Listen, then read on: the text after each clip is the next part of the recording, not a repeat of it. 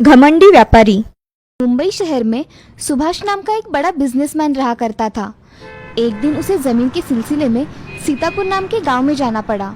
वहां जाते ही उसके आगे एक बहुत बड़ी नदी थी। उस नदी को पार करते ही सीतापुर आता था। सीतापुर में जाने के लिए एक ही रास्ता था और उस रास्ते से सिर्फ एक ही आदमी चलकर जा सकता था। इसीलिए सुभाष ने अपनी गाड़ी को एक जगह खड़ा कर दिया और सीतापुर जाने के लिए कोई दूसरा रास्ता है क्या देखने लगा। तभी उसे नदी में एक नाव दिखाई देती है। उस नाव में एक नाव चलाने वाला था। सुभाष मन ही मन सोचता है, अगर मैं नदी से गया तो मुझे ज्यादा देर नहीं लगेगी और मैं 30 मिनट में नदी के उस पार पहुंच सकता हूँ। ऐसा सोच उसने नाव वाले को आवाज लगाई। अरे भैया जरा इधर आओ, मुझे सीतापुर गांव में जाना है, क्या तुम मुझे तुम्हारी नाव में छोड़ दोगे? हाँ मालिक, मैं छोड़ दूंगा आपको। ऐसा कहकर नाव वाले ने उसके पास नाव खड़ी कर दी। सुभाष उस नाव में बैठ गया और नाव को नाव वाला चलाने लगा। तभी सुभाष नाव वाले से कहता है, क्या तुम्हें पता है तुम्हारे नाव में कौन बैठा है? नहीं साहब, मुझे कुछ भी नहीं पता कि आप कौन हैं। अरे तुमने मुझे नहीं पहचाना? मैं इस शहर का सबसे बड़ा बिजनेसमैन हूँ। तुमने मेरी फोटो पेपर में नहीं देखी क्या कभी? अरे साहब, मुझे पढ़ना लिखना नहीं आता। अरे कैसे आदमी हो तुम? तुम्हें पढ़ना लिखना नहीं आता? तुम्हारा क्या फायदा इस दुनिया में आकर? नाव वाला ये बात सुनकर बहुत उदास हो गया और मन ही मन सोचने लगा, क्या मेरा सच में इस दुनिया में आकर कोई फायदा नहीं है?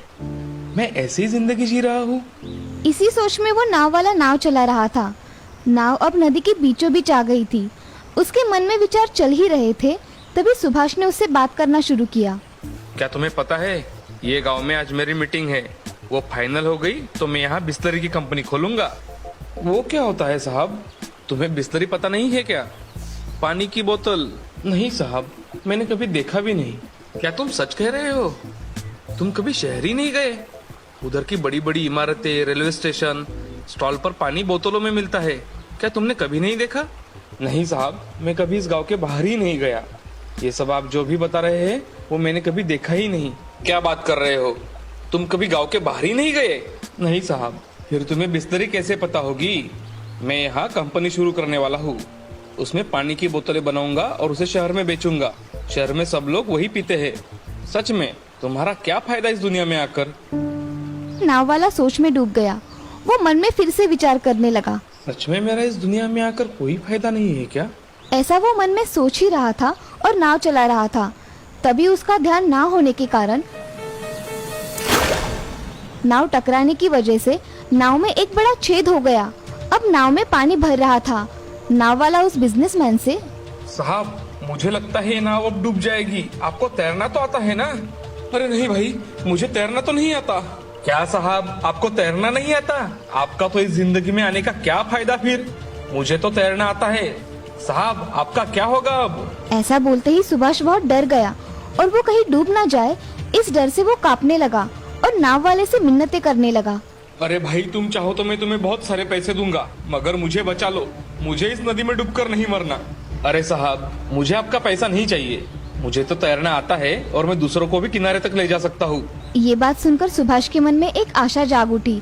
तभी वो नाव वाले से, तुम मुझे बचा लोगे ना भाई? मैं तुम्हें विनती करता हूँ, मुझे बचा लो। हाँ साहब, मैं आपको बचा लूंगा। मैं पानी में जाते ही आप मेरे कंधे को कस के पकड़ लीजिए, जिससे मैं आपको किनारे तक लेकर जाऊंगा। ऐसा कहकर नाव वाला पानी में छलांग लगा लेता है और उसके छलांग लगाते ही सुभाष भी उसके पीछे छलांग लगा देता है और अब सुभाष नाव वाले को कस के पकड़ लेता है। नाव वाला अब तैरते हुए किनारे तक आ जाता है और सुभाष को बचा लेता है। तभी सुभाष नाव वाले से, नाव वाले, तुम्हारा बहुत बहुत धन्यवाद। मुझे तुमने बचाकर मुझ पे एहसान कर दिया है। बोलो, तुम्हें क्या चाहिए? मुझे कुछ नहीं चाहिए साहब, मगर आज आप डूब जाते तो? अगर मुझे भी तैरना नहीं आता तो कैसा होता? सभी के पास सब नहीं होता, मगर इस दुनिया में हर व्यक्ति अलग अलग होता है। हर इंसान की अपनी अलग अलग खूबी होती है। आप मुझे कह रहे थे ना कि मेरा जिंदगी में आकर क्या फायदा, तो देख लिए साहब मेरा फायदा। ये सब सुनकर सुभाष की आंखें जैसे चमक ही गई और वो शर्म से नीचे देखने लगा। तभी सुभाष नाव वाले से, नाव वाले, सच में मुझसे गलती हो गई, मुझे माफ कर दो। मैं आज से किसी का अपमान नहीं करूंगा, मुझे क्षमा कर दो भाई। ठीक है साहब, चलो अब आप जाओ गाँव में। ऐसा कहकर नाव वाला और सुभाष रास्ते से गांव चले जाते हैं और बाद में सुभाष अपने घर चला जाता है। इस कहानी से हमें ये सीख मिलती है कि जिंदगी में हमेशा किसी को कम नहीं समझना चाहिए। हर एक की अपनी अपनी खूबी होती है और हमें उसे पहचान कर हमेशा तारीफ करनी चाहिए। जिंदगी में कोई छोटा या बड़ा नहीं होता। एक सुंदरपुर नाम के शहर में शीला नाम की औरत रहा करती थी। उसको एक बेटा था जिसका नाम था सुरेश। सुरेश बहुत ही होनहार था। वह एक बड़े कंपनी में काम किया करता था। एक दिन सुरेश एक फूल वाले की दुकान पर गया। उसे ऑफिस कार्यक्रम के लिए बुके लेना था, इसीलिए वह बुके लेने के लिए एक दुकान के सामने खड़ा रहा। वहाँ उसने एक बुके देख रखा था। तभी उसने सामने देखा तो एक लड़की उससे पूछ रही थी, साहब, आपको ये वाला पसंद आया है तो पैक कर दूं? हाँ, ये वाला पैक करके दो। कितने रुपए हुए आपके? साहब, 300 रुपए हुए। ये लो तुम्हारे पैसे। वैसे तुम्हारा नाम क्या है? मेरा नाम रेशमा है। मैं यहाँ फूल बेचकर अपना गुजारा करती हूँ। ऐसा कहकर सुरेश वहाँ से बुके लेकर ऑफिस के लिए निकल गया। मगर उसके दिमाग में रेशमा के बारे में विचार आने लगे। वह सोच रहा था कि ये सब क्या हो रहा है। एक दिन रेशमा की दुकान पर सुरेश ऐसे ही फूल लेने गया। तब उसे रेशमा दिखती है। वह एक फूल खरीदता है और रेशमा को देता है। तभी सुरेश रेशमा से, रेशमा, मैं तुम्हें बहुत पसंद करता हूँ। क्या तुम मुझसे शादी करोगी? साहब, मैं आपके लायक नहीं हूँ। मैं कहाँ गरीब और आप अमीर, ऐसे कैसे हो सकता है? मैं इन सब बातों को नहीं मानता, इसलिए मैं तुमसे शादी करना चाहता हूँ। क्या आपके घर वाले मुझे बहू के रूप में स्वीकार करेंगे? मेरी माँ इस शादी को नहीं मानेगी, मगर मैं शादी करके घर चला जाऊंगा तो वो हमें स्वीकार कर लेगी। सच में ऐसा होगा? हाँ। तो मैं शादी करने के लिए तैयार हूँ। सुरेश ये सब सुनकर अगले महीने शादी करने का निश्चय करता है। तभी रेशमा और सुरेश एक दूसरे को समझ लेते हैं। वह दोनों एक दूसरे को पसंद करते हैं। सुरेश ये सब सुनकर अगले महीने शादी करने का निश्चय करता है। तभी रेशमा और सुरेश एक दूसरे को समझ लेते हैं। वह दोनों एक दूसरे को पसंद करते हैं। अब वह मंदिर में जाकर शादी कर लेते हैं और शादी करने के बाद सुरेश कहने के मुताबिक उसे अपने घर लेकर चला जाता है। उसकी माँ उसे देखती है तो बहुत खुश हो जाती है, मगर उसके साथ लड़की देख उससे पूछती है, अरे सुरेश, ये कौन है तुम्हारे साथ? माँ, ये रेशमा है। मैंने इससे शादी कर ली है। अब ये इस घर की बहू है। ये क्या कह रहे हो बेटे? मैंने तुम्हारे लिए कितने अच्छे रिश्ते देखकर रखे थे और तुमने इस गरीब से शादी कर ली। माँ, आप इसे कुछ मत कहिए। मैंने मेरी मर्जी से इससे शादी की है। आप इसको कुछ नहीं बोलोगी। और रहा सवाल गरीबी का, तो मैं सिर्फ इंसान देखता हूँ, पैसा नहीं। उसकी ये बातें सुन शीला, ठीक है बेटा, तुम कह रहे हो तो मैं इसे अपनी बहू मान लेती हूँ, मगर इसे हमारे तौर तरीके सीखने होंगे। मैं सीखूंगी माँ जी। ऐसा कहकर सुरेश और रेशमा अपने कमरे में चले जाते हैं। अब अगले दिन रेशमा अपने घर में किचन में खाना बनाती है। वह बहुत अच्छा खाना बनाती है और घर के सारे काम कर लेती है। उसकी सास शीला को ये बात अच्छी नहीं लगती, क्योंकि शादी उसकी मर्जी के खिलाफ हुई थी। अब एक दिन शीला रेशमा से, अरे रेशमा, मेरे लिए जरा चाय लेकर आना। जी माँ जी, अभी लाती हूँ। ऐसा कहकर रेशमा उन्हें चाय लेकर आती है। चाय लाने में थोड़ी देर हो जाती है तो शीला उसे कहती है, अरे बहू, चाय बना रही हो या खीर बना रही हो? नहीं माँ जी, ये देखो मैं ले आई। शीला चाय पीकर देखती है तो उसे चाय का स्वाद बहुत अच्छा लगता है, मगर बहू को कुछ बुरा भला कहने के लिए उसे कहती है, अरे बहू, चाय तो ढंग से बनाया करो, इसमें कुछ स्वाद ही नहीं है। माँ जी, मैं दूसरी बना कर लाऊं? नहीं, रहने दो, यही रह गया था। डबल चाय बनाओ और मेरे बेटे के पैसे खर्च करो। रेशमा कुछ नहीं कहती। थोड़ी देर बाद रेशमा किचन में काम करने के लिए निकल जाती है। उस दिन शीला रेशमा के लिए बहुत सारे कपड़े धोने के लिए निकालती है। तभी, बहू, ओ बहू, सुनती हो? यहाँ कपड़े पड़े हैं, धो देना। रेशमा वहाँ आकर देखती है तो वहाँ इतने सारे कपड़े पड़े होते हैं। उन्हें देख रेशमा अपनी सास से, हाँ माँ जी, मैं धो दूंगी, अब चिंता मत करिए। ऐसा कहकर रेशमा अपना घर का काम निपटाकर 3 बकेट कपड़े धो डालती है और उसे सुखाने के लिए टेरेस पर चली जाती है। थोड़ी देर में रेशमा कपड़े सुखाकर आ जाती है। अब नीचे आकर उसकी सास ने बाहर से टहलकर आने के बाद पैर साफ नहीं किए और वैसे ही घर भर घूमती ही रही। ये देख रेशमा समझ गई कि माँ जी जानबूझकर ऐसे कर रही है। ये देख शीला रेशमा से, अरे बहू, घर देखो कितना गंदा हो गया है, देखो जरा, इसे जल्दी साफ करो। जी माँ जी, अभी कर देती हूँ। ऐसा कहकर रेशमा अपना घर साफ कर देती है और सबके लिए खाना लगाने के लिए किचन में आ जाती है। खाना जल्दी जल्दी गर्म करके परोसती है। सभी खाना खाने के लिए बैठ जाते हैं। तभी रेशमा सबको खाना परोसती है। तब सुरेश बोलता है, रेशमा, खाना बहुत अच्छा बना है। रेशमा ये सब देख मुस्कुराई, मगर शीला को ये बात बिल्कुल पसंद नहीं आई। वह मन में कुछ सोचकर खाना खा लेती है और सोने चली जाती है। अगले दिन रेशमा खाना बनाती है और कुछ काम याद आने की वजह से किचन से बाहर चली जाती है। और तभी शीला किचन में आकर सब्जी में बहुत सारा मिर्च पाउडर डाल देती है और दूसरी सब्जी में बहुत सारा नमक डाल देती है। ये सब डालने के बाद शीला किचन से बाहर जाकर हॉल में बैठ जाती है। अब शीला रेशमा से बोलती है, अरे बहू, ओ बहू, आज खाना नहीं बनाया क्या? बनाया है ना माँ जी, मैं आपको खाना परोस देती हूँ। नहीं, अभी नहीं, अभी सुरेश आएगा, उसके साथ ही खाना खाऊंगी। ठीक है माँ जी, मैं बाकी के काम कर लेती हूँ। हाँ ठीक है। ऐसा कहकर शीला हॉल में पेपर पढ़ रही थी। तभी थोड़ी ही देर में सुरेश घर आ गया। उसे देख रेशमा, अजी, आप आ गए? माँ जी कब से आपका खाने पर इंतजार कर रही है। अच्छा, तुम खाना लगाओ, मैं फ्रेश होकर आता हूँ। ऐसा कहकर सुरेश फ्रेश होने चला जाता है।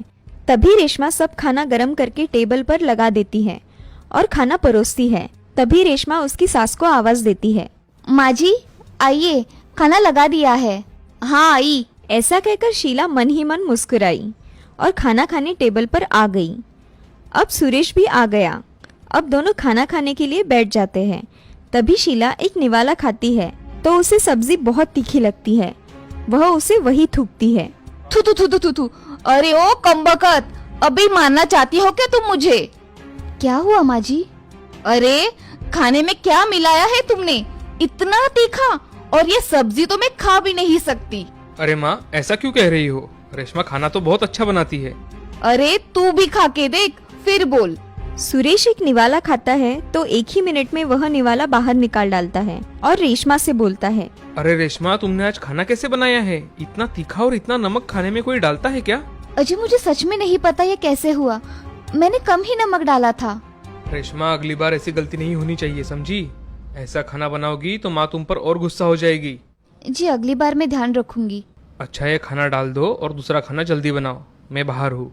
जी मैं अभी बनाती हूँ। ऐसा कहकर रेशमा किचन में जाकर खाना बनाती है, मगर मन में सोचती है कि ये कैसे हुआ? मैंने तो नमक और मिर्च पाउडर सही तरीके से डाली थी, ये कैसे हो गया? रेशमा अब जल्दी जल्दी में खाना बना लेती है और खाना बनाकर सबको फिर से बुला लाती है। तभी सारे खाना खाने बैठ जाते हैं और खाना खा लेते हैं। सबको खाना खाते देख रेशमा बहुत खुश हो जाती है।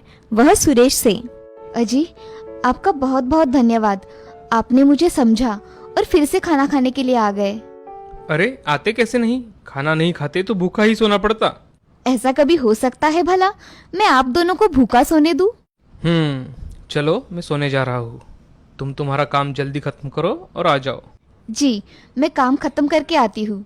ऐसा कहकर रेशमा किचन का काम करने चली जाती है। सुरेश भी सोने के लिए चला जाता है। शीला भी सोने चली जाती है और मन में बहुत खुश हो जाती है। शीला मन ही मन में, आज कैसे सबक सिखाया है रेशमा के बच्ची को। ऐसा कहकर शीला खुशी खुशी सो जाती है। अगले दिन शीला घर में बैठी थी तो उसके घर में एक दूर की रिश्तेदार सुमन आती है। कोई है घर में? अरे सुमन आओ ना, कैसे आना हुआ? अरे तुम्हारे ही काम से आई हूँ। ये देखो लड़की, तुम्हारे बेटे के लिए बहुत पैसे वाली है और ढेर सारा दहेज भी मिलेगा। अरे उसका अब क्या फायदा? क्या हुआ, तुम ऐसे क्यों बात कर रही हो? अरे मेरे बेटे ने छुपके से शादी कर ली, अब मैं कुछ नहीं कर सकती। अरे शीला देखो, अगर तुमने तुम्हारी बहू को इस घर से निकाल दिया तो तुम लाखों रुपए की मालकिन बन सकती हो और तुम्हारे बेटे का भविष्य उज्जवल हो जाएगा। हाँ तुम सही कह रही हो, मैं कुछ करती हूँ। मैं अभी चलती हूँ। जी। ऐसा कहकर सुमन वहाँ से चली जाती है और शीला दिन भर उस बारे में सोचती रहती है। तभी रेशमा कपड़े सुखाने के लिए टेरेस पर चली जाती है तो शीला के दिमाग में एक विचार आता है और शीला खुद से, इस रेशमा के बच्ची को अगर मैं छत से धक्का दे दूं तो किसी को खबर भी नहीं होगी और मुझ पर नाम भी नहीं आएगा। ऐसा सोचकर शीला छत पर चली जाती है और देखती है कि रेशमा कपड़े सुखा रही है। तभी शीला उसे धक्का देने ही वाली थी कि रेशमा कपड़े डालने के लिए दूसरे बाजू चली जाती है। शीला जोर से आने की वजह से पैर फिसलकर नीचे गिर जाती है। उसे बहुत चोट आ जाती है। तब रेशमा उनके पास जाकर, अरे माँ जी आप कैसे गिर गई? उठिए, मुझे हाथ दीजिए। शीला दर्द से बहुत तड़प रही थी। वैसे ही उसने रेशमा को हाथ दिया। पड़ोसियों की मदद से रेशमा ने उसकी सास को अस्पताल लेकर आई और उनका अच्छी तरह से इलाज करवाया। उनके हाथ पैर टूट गए थे, सभी जगह प्लास्टर बंधा हुआ था। तभी शीला मन में सोचती है, मेरी बहू कितनी अच्छी है, मेरे इतने सताने के बाद भी देखो मेरी कितनी सेवा कर रही है। मैं गलत थी, मैंने अपनी बहू को पहचानने में गलती कर दी। तभी शीला सुरेश से, सुरेश, मेरी बहू हीरा है, हीरा। आज वो नहीं होती तो मेरा क्या होता। माँ जी, आप ऐसा मत कहिए। माँ, तुम अब आराम करो, बातें बाद में होती रहेगी। नहीं रे सुरेश, मैं हमेशा तुम्हें गलत समझती रही, मगर मैं गलत थी। मेरी बहू बहुत अच्छी है, मेरी सब बातें मानती है और उसके बदले में उफ भी नहीं करती। ऐसा कहते कहते शीला की आंखों में आंसू आ जाते हैं और रेशमा वह आंसू पोंछती है। माँ जी, आप आराम करिए, रोइए मत, मैं यही हूँ, ठीक है। अब शीला कुछ दिनों बाद घर आ जाती है। तब रेशमा उसकी बहुत सेवा करती है। अब रेशमा और शीला खुशी खुशी रहने लगे थे। ये सब देख सुरेश भी बहुत खुश था। इस कहानी से हमें ये सीख मिलती है कि किसी के बारे में कभी भी बुरा नहीं सोचना चाहिए। जो दूसरों के बारे में बुरा सोचता है, भगवान उसके साथ वैसा ही करते हैं। कहते हैं ना, जैसी करनी वैसी भरनी।